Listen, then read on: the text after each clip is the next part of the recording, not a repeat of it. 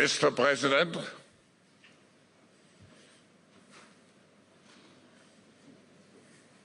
hello.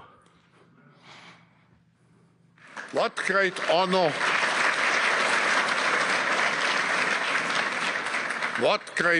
and pleasure to welcome you back to the Davos community. Just 4 days into your new mandate, we highly appreciate your presence with us today. We wish you all the best as you take on your critical work ahead. The global challenges we face today are monumental. The importance of American leadership and your personal leadership in this regard is fundamental and paramount. We are here to hear your vision and policies related to revitalizing the economy and addressing the global challenges. As you might expect, Mr. President, your return to office and your forthcoming policies have been at the focus of our discussions this week. The discussions among 3,000 political and business leaders from over 130 countries who came together here in Davos. We look forward to hearing first from you and then to the follow-up discussion with business leaders, moderated by my colleague Børge Brende. Ladies and gentlemen, the President of the United States, Donald J. Trump.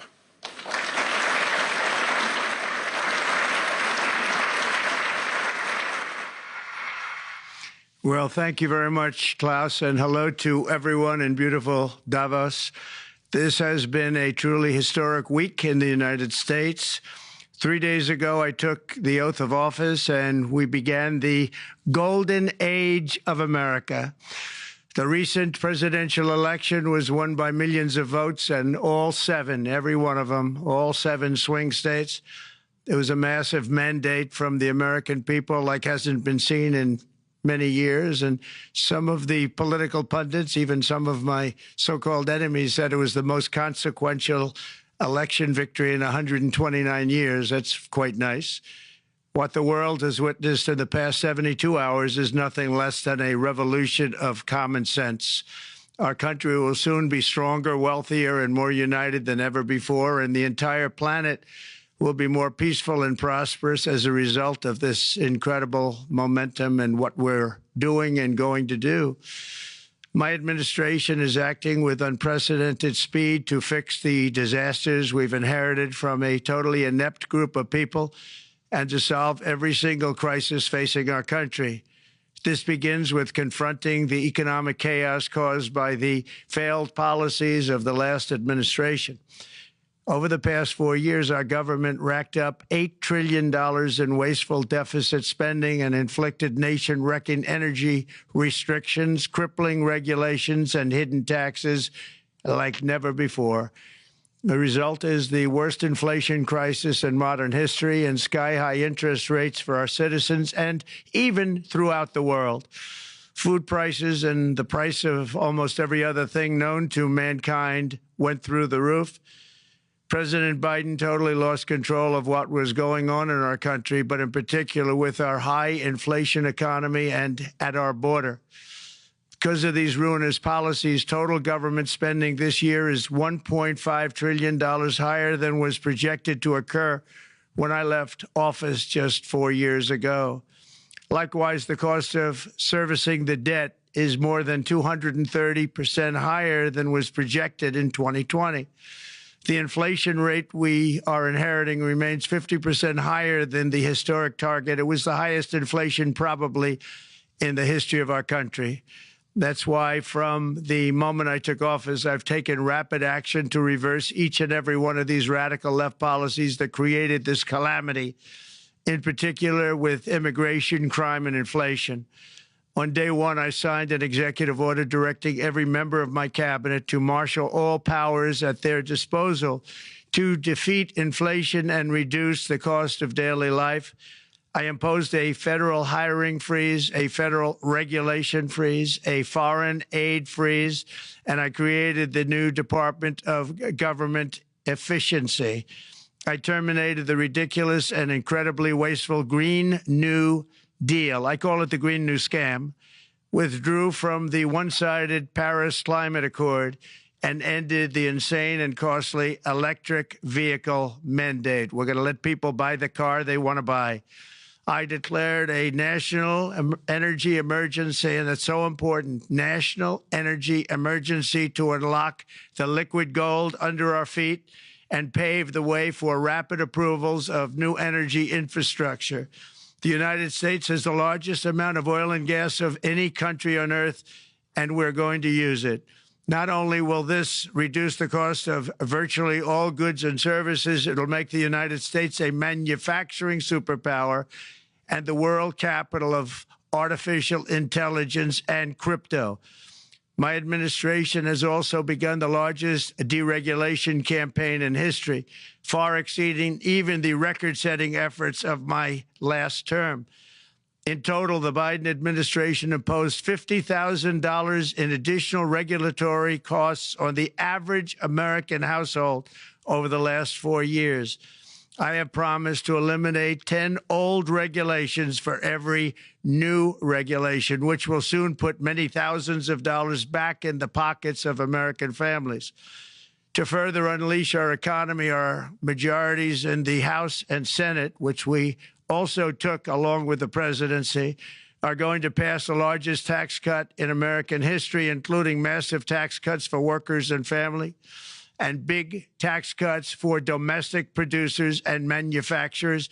And we're working with the Democrats on getting an extension of the original Trump tax cuts, as you probably know, by just reading any paper. My message to every business in the world is very simple. Come make your product in America, and we will give you among the lowest taxes of any nation on earth. We're bringing them down very substantially, even from the original Trump tax cuts. But if you don't make your product in America, which is your prerogative, then very simply you will have to pay a tariff, differing amounts, but a tariff which will direct hundreds of billions of dollars and even trillions of dollars into our treasury to strengthen our economy and pay down debt. Under the Trump administration, there will be no better place on earth to create jobs, build factories, or grow a company than right here in the good old USA. Already Americans' economic, you can see this, I think, maybe even in your wonderful, wonderful room that you're all gathered together, so many of my friends, but Americans, the economic confidence is soaring like we haven't seen in many, many decades, maybe not at all. Upon my election, it was just announced that small business optimism skyrocketed by 41 points in a single month. That's the highest ever. There's never been anything like that. SoftBank has announced between a $100 and $200 billion investment in the U.S. economy because of the election result. And just 2 days ago, Oracle, SoftBank, and OpenAI announced a $500 billion investment in AI infrastructure. Other companies likewise have announced billions and billions and billions, adding up to trillions of investment in America, in the United States. And it's also reported today in the papers that Saudi Arabia will be investing at least $600 billion in America. But I'll be asking the Crown Prince, who's a fantastic guy, to round it out to around $1 trillion. I think they'll do that because we've been very good to them.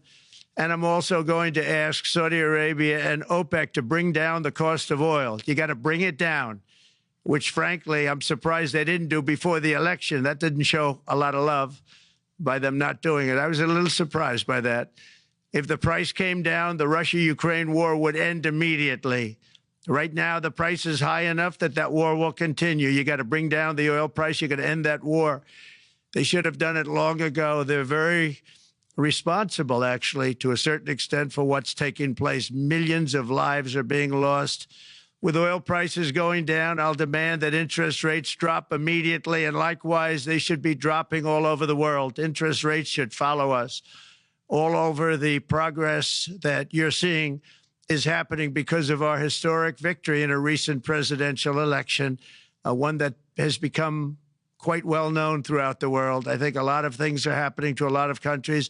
They say that there's light shining all over the world since the election, and even countries that we aren't particularly friendly with are happy because they understand what there is a future and how great the future will be. Under our leadership, America is back and open for business. And this week, I'm also taking swift action to stop the invasion at our southern border. They allowed people to come in at levels that nobody's ever seen before. It was ridiculous.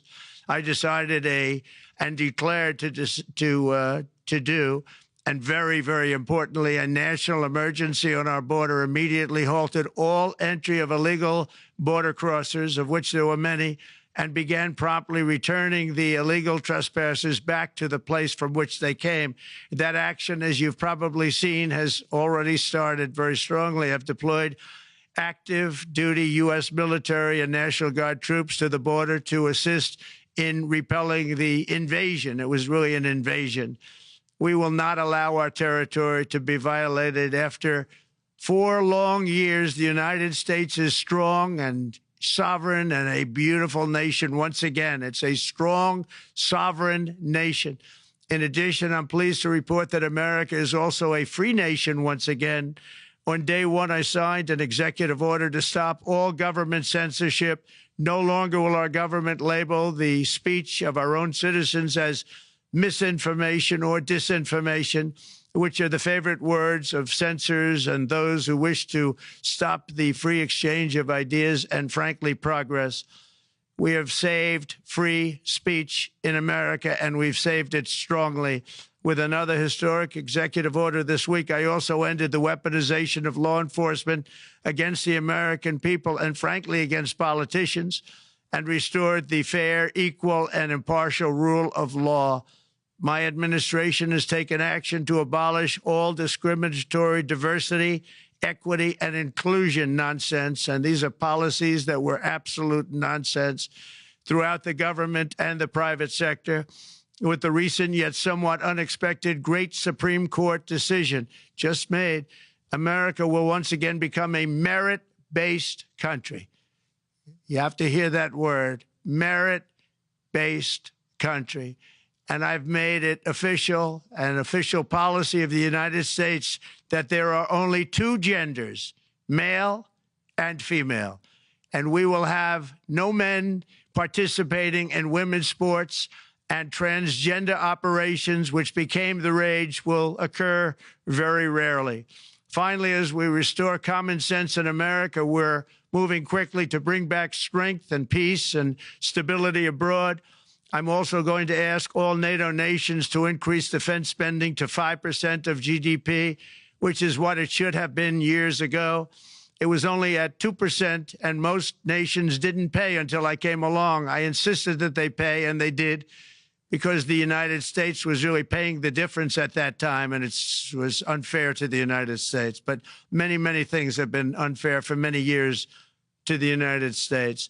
Before even taking office, my team negotiated a ceasefire agreement in the Middle East, which wouldn't have happened without us, as I think most of the people in the room know. Earlier this week, the hostages began to return to their families. They are returning, and it's a beautiful sight, and they'll be coming in more and more. They started coming back on Sunday. Our efforts to secure a peace settlement between Russia and Ukraine are now hopefully underway. It's so important to get that done. That is an absolute killing field. Millions of soldiers are being killed. Nobody's seen anything like it since World War II. They're laying dead all over the flat fields. It's a flat field farmland, and there's millions of Russians and millions of Ukrainians. Nobody's seen anything like it since World War II. It's time to end it. And here in America, we have big events coming up. Next year, we have the 250th anniversary of America's founding. I'm so honored to be president during that. That's been a big event. They've been talking about it for 10 years.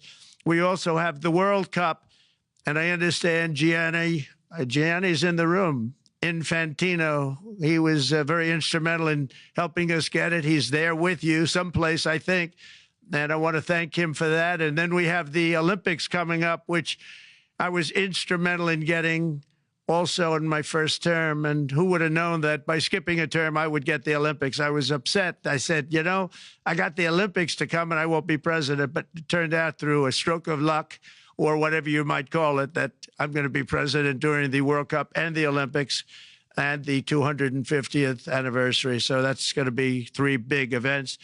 And we've accomplished more in less than 4 days. We have really been working 4 days than other administrations have accomplished in 4 years.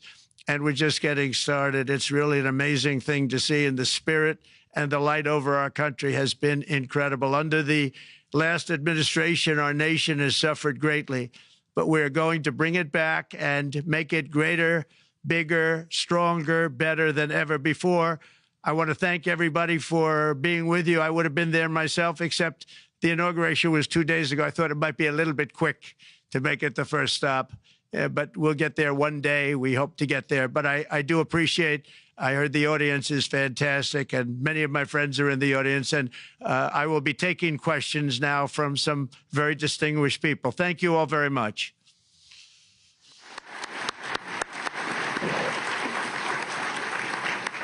Thank you very much, Mr. President, for that very powerful speech. And I think you could hear the applause all the way from Davos to the White House. But next year it will be even better, because then you can get the applause here in Davos. So we wish you welcome to our village next year. We hope to see you. Thank you very much. So we also know, Mr. President, that you open up for interaction here. We have a great panel with some of the most distinguished business people in the world. Let me start with someone that you know really well, that I think is almost a neighbor of you in Florida.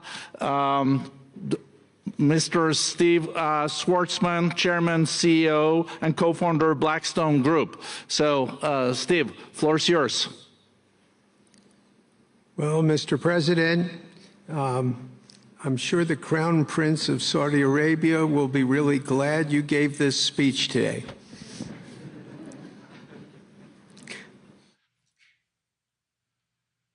You've had the busiest 4 days that anybody can imagine, and congratulations for that.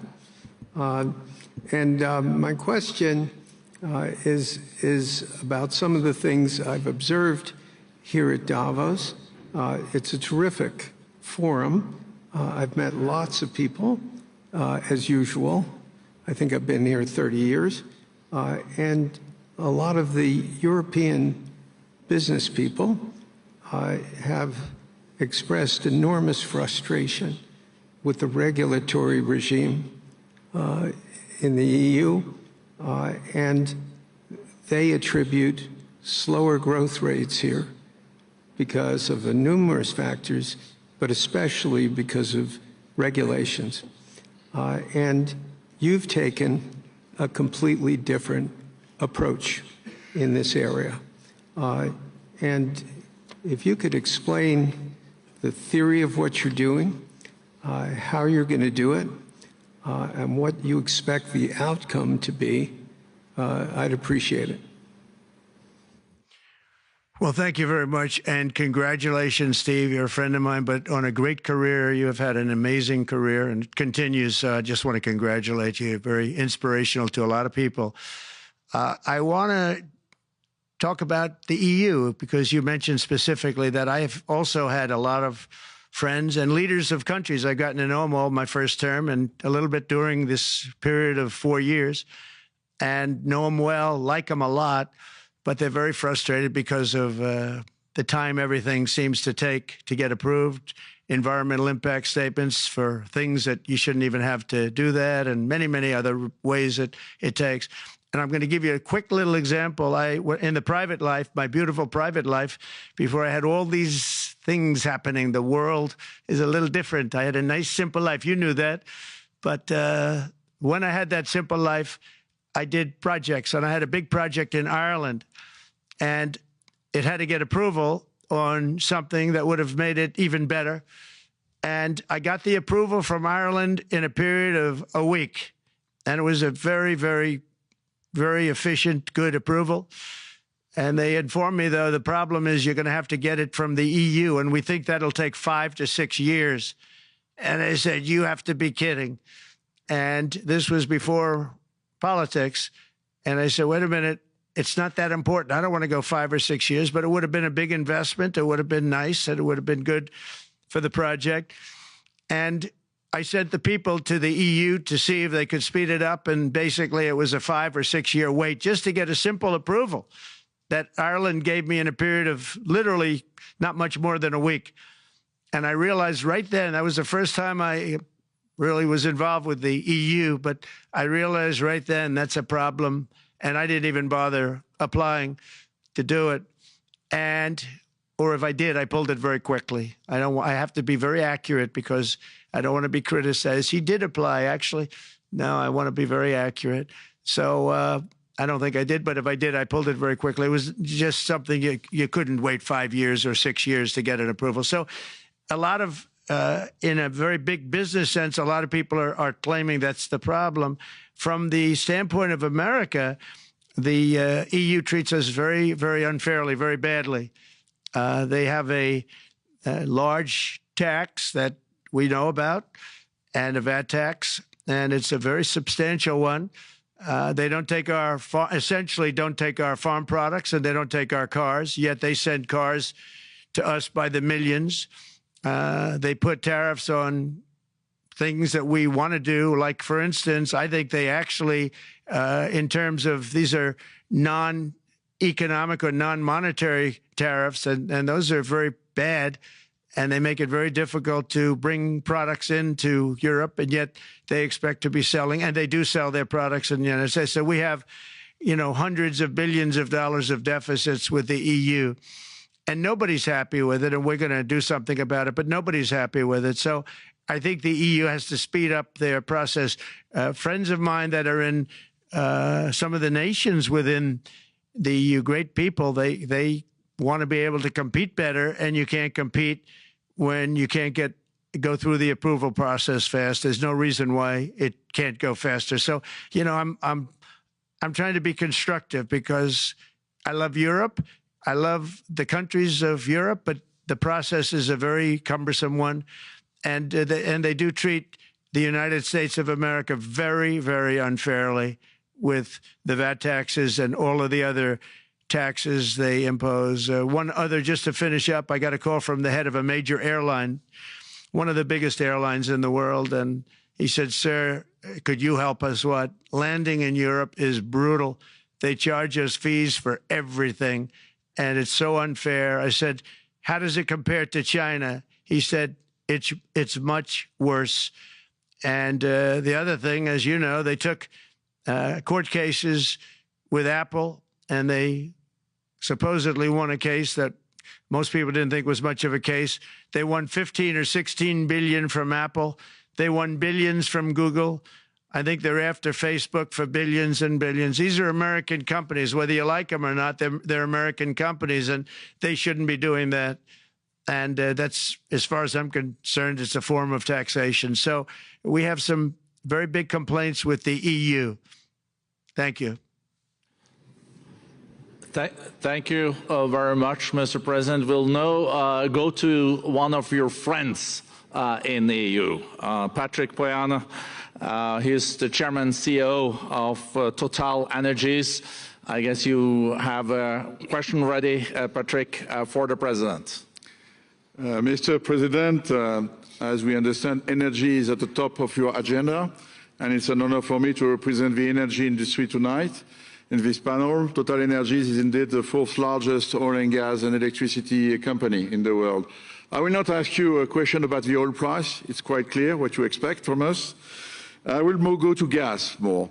And our company is the largest #1 exporter LNG from the US company.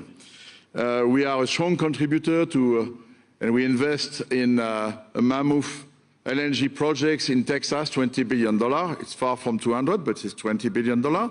And we contribute with that to security of supply to Europe, as we export this LNG to Europe.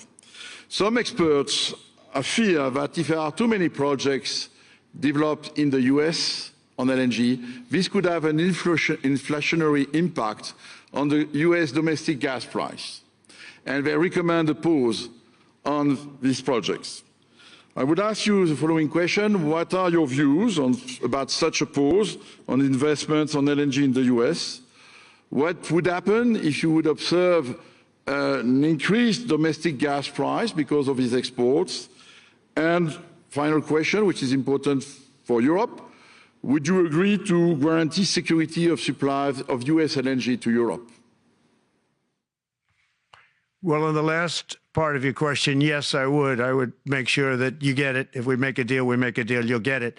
Because a lot of people do have that problem. They make a deal and then it can't get supplied because of war-type problems and other problems. So we would absolutely do that.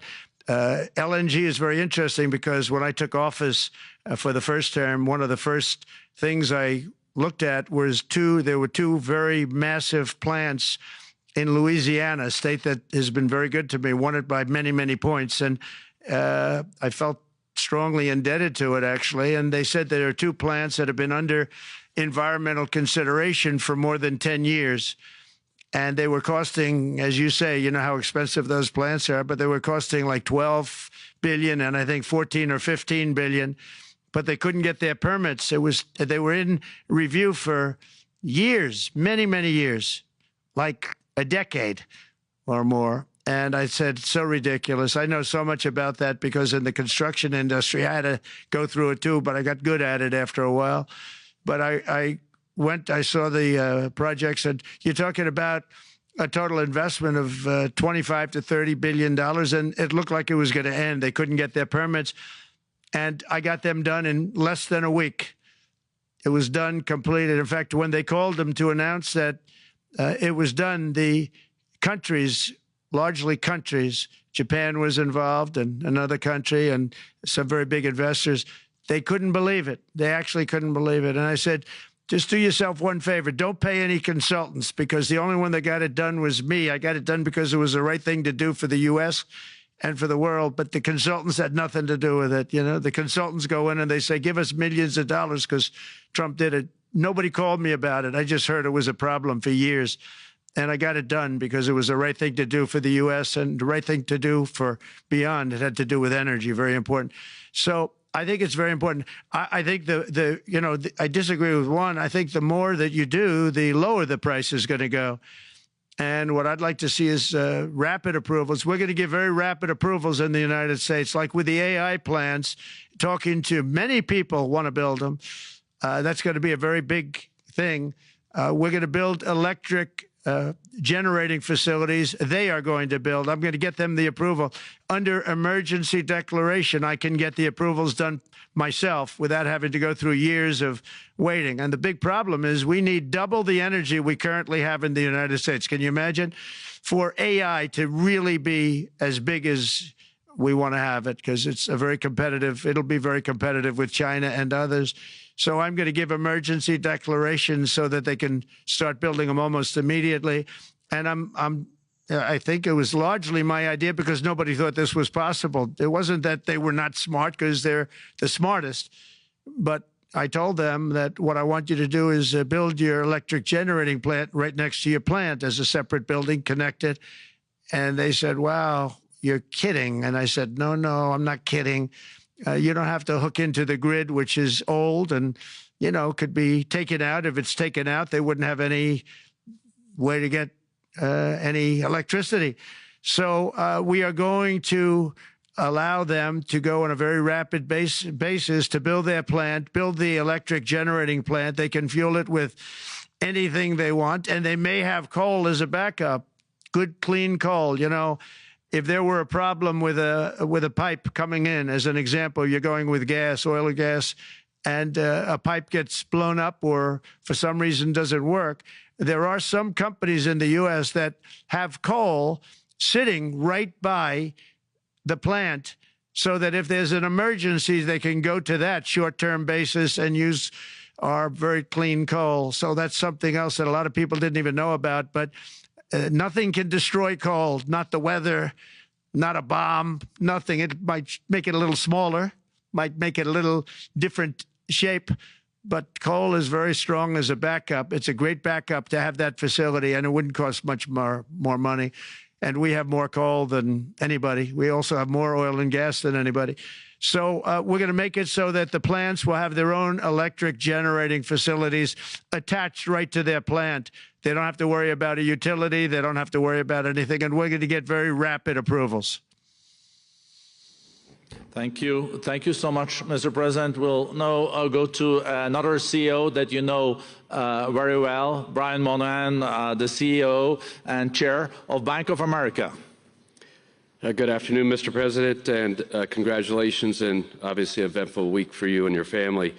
If you remember 5 years ago, you came here and we walked among 150 CEOs from all over the world and you engaged with them about your policies and your procedures.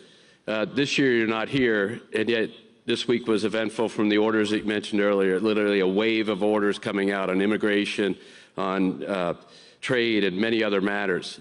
And so as a representative of the United States here, we got a lot of questions about what does all this mean and how would the President square this with his clear focus on growth, prosperity, market growth, stock market growth, a good bond market, and bringing down prices. So how do you think about the impact of all these orders and how fast they come out and how you're going to balance them with that scorecard of being successful in both continuing GDP growth, bringing down inflation, and also having a good stock price appreciation for the American citizen?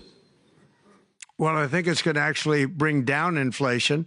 It's going to bring up jobs. We're going to have a lot of jobs. We're going to have a lot of companies moving in. You know, Brian, we're at 21%. It was at 40%, and I got it down to 21%, the corporate tax.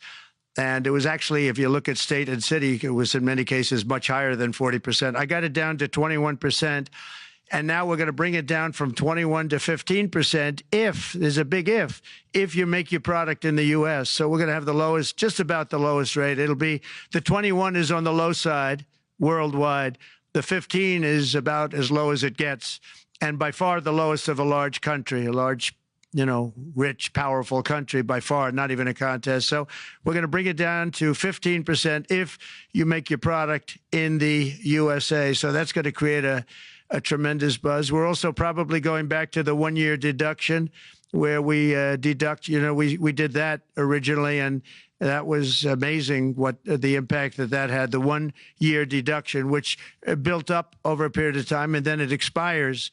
But we're going to go back to that when we do the renewal of the Trump tax plan. We have to get Democrats to approve it. But, you know, if the Democrats didn't approve it, I don't know how they can survive with about a 45% tax increase, because that's what it would be. And so I think they're going to do. We've been working along with them pretty well. I think it's very hard for a political group to say, let's charge people 45% more. So I think we're in good shape. But we're actually doing a reduction for business and small businesses where you're going to bring it down to 15%, which is really something. And by the way, speaking of you, and you've done a fantastic job, but I hope you start opening your bank to conservatives, because many conservatives complain that the banks are not allowing them to do business within the bank. And that included a place called Bank of America. They don't take conservative business. And I don't know if the regulators mandated that because of Biden or what, but you and Jamie and everybody, I hope you're going to open your banks to conservatives, because what you're doing is wrong. Mr. President, I'll say that your friend Gianni said hello, told me to tell you hello, and we look forward to sponsoring the World Cup when it comes, both this summer for the club and next year. So thank you for getting that for the United States. Thank you very much, Brian. Thank you, Mr. President. We'll now go to Ana Butin. She's the Executive Chairman of Banco Santander, one of the big European banks, and also in the U.S. So, Ana. Mr. President, congratulations on a historic victory. I believe you don't know me as well as my fellow panelists, so a few words. Santander is one of the largest banks in the world by number of customers, 170 million. That's more than my friend Brian or my friend Jamie have. And those... They fixed the regulation. That's coming, that's coming. That was cheeky. we're a big investor in the United States. We have many million customers, 12,000 employees. We're one of the largest auto lenders, and we recently launched a fully digital bank called Open Bank. We strongly believe banks have a pivotal role in the economy, and we can accelerate growth and help many more customers. That's what we're doing in the United States. So, as Brian pointed out, we very much welcome your focus on deregulation and reducing bureaucracy. So my question is, what are your priorities in this regard, and how fast is this going to happen? Thank you very much. I think it's going to, thank you and congratulations. I know very much about your bank, and you've done a fantastic job. Congratulations. We are going to move very quickly. We've moved very quickly. We've done things in the last 3 days that nobody thought were possible to do in years. And it's all taking effect. It's going to have a huge impact on the economy, a huge positive impact. Money was being wasted on crazy things. I mean, the Green New Deal was such a total disgrace, how that was perpetrated. And it was conceived of by people that were average students, less than average students, I might add, and never even took a course in energy or the environment. It was just a game. Remember, the world was going to end in 12 years? Remember that? Well, the 12 years has come and gone. It was going to end. It was going to all foam into earth. But, you know, the time has come. These people, and they really scared the Democrats large. I can't say the Republicans. The Republicans maybe could have fought harder to stop it, but it's been a tremendous waste of money. You know, during my 4 years, we had the cleanest air, we had the cleanest water, and yet we had the most productive economy in the history of our country. We had the most productive economy until COVID came. We had the most productive in the history of our country by far, and actually, you could look worldwide. We were beating everybody from China to everybody else. So, and we think we really now, with what we have learned and all of the other things that have taken place, we think we can even far surpass that, actually far, far surpass it. But we do, one thing we're going to be demanding is we're going to be demanding respect from other nations. Canada, we have a tremendous deficit with Canada. We're not going to have that anymore. We can't do it. I don't know if it's good for them. As you probably know, I say you can always become a state. And if you're a state, we won't have a deficit. We won't have to tariff you, et cetera, et cetera. But Canada has been very tough to deal with over the years. And it's not fair that we should have a $200 billion or $250 billion deficit. We don't need them to make our cars, and they make a lot of them. We don't need their lumber because we have our own forests, et cetera, et cetera. We don't need their oil and gas. We have more than anybody. So, you know, just as an example, with Mexico, we're dealing with Mexico, I think, very well.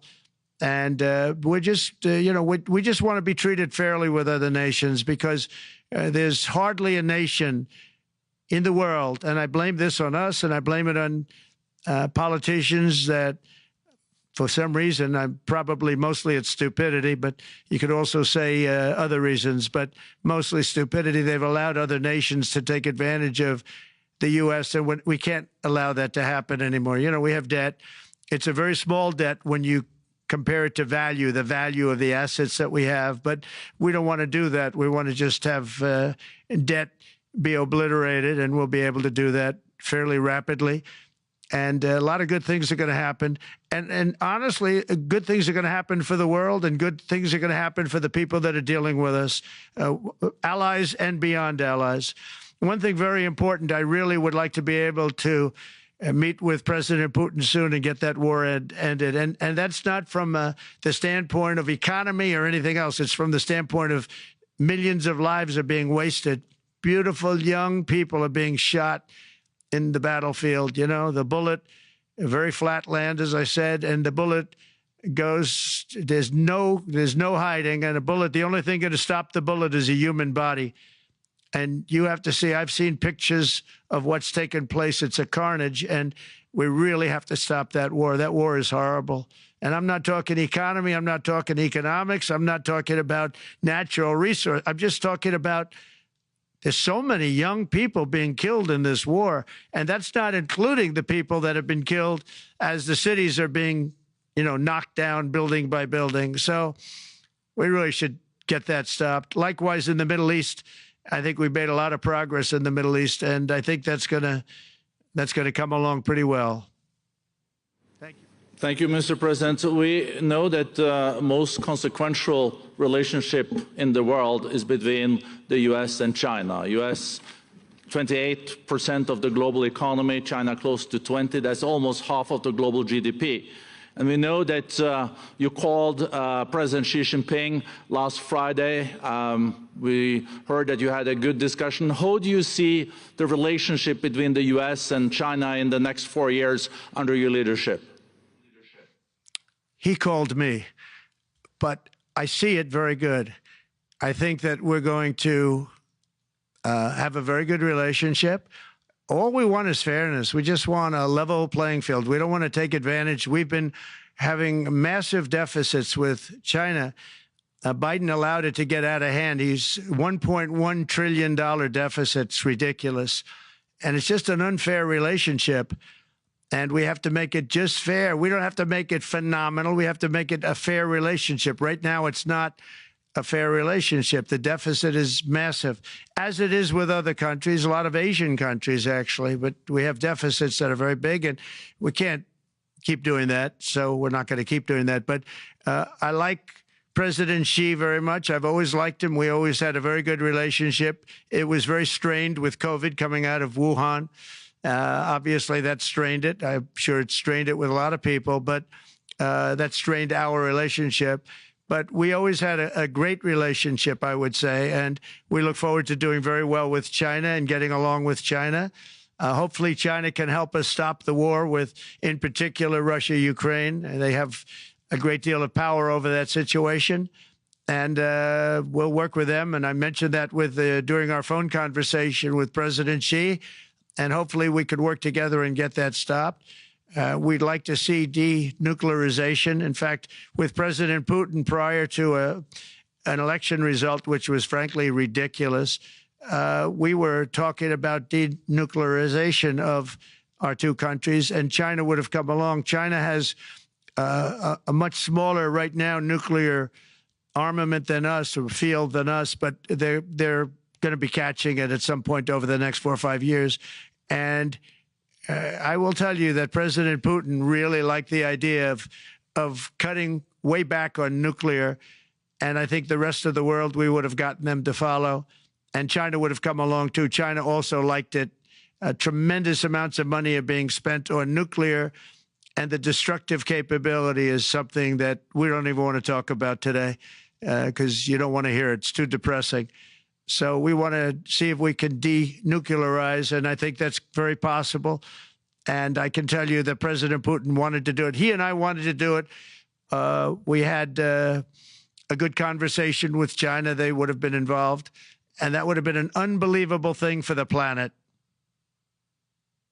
Mr. President, when you're back here in Davos next year, will there be then a peace agreement with Ukraine and Russia by then? Well, you're going to have to ask Russia. Ukraine is ready to make a deal. Just so you understand, this is a war that should have never started. If I were president, it would never have started. This is a war that should have never, ever been started. And it wasn't started during there was never even talk about it. I knew that it was the apple of President Putin's eye, but I also knew that there was no way he was going in, and he wasn't going to go in. And then when I was out, bad things happened, bad things were said, a lot of stupidity all around, and you end up with what you have. Now you have all these bombed out cities that look like demolition sites with many people killed. I think the thing that you'll see about Ukraine is that far more people have died than is being reported. And I've seen that. But far, far more people have died. When you look at a city that's become a demolition site where big buildings have been collapsed by missiles hitting them and everything else, and they say one person was slightly injured. No, many people were killed. Those are big buildings. I was surprised at how that was my business. These are buildings that go 2 and 3 blocks long. They're 20 stories high. They're big, powerful buildings, and they were knocked down, and there were a lot of people in those buildings. That announced that 2 people were injured. That's not true. So I think you're going to find that there were many more people killed in Ukraine in the Ukraine war than anybody has any idea. But if you look now, so many of the people being killed are soldiers just facing each other with guns, rifles, and drones, the new form of warfare, drones. And it's a very sad thing to see. And when you see pictures of the fields that I see, nobody wants to see it. You'll never be the same. Thank you very much, Mr. President, on behalf of all the 3,000 participants here in Davos. We really underline that joining us the 3rd day in your presidency, live taking questions here is so appreciated, and we are already ready for receiving you next year in person. So thank you very much, and all the best from Davos. Thank you. Thank you very much. Thank you.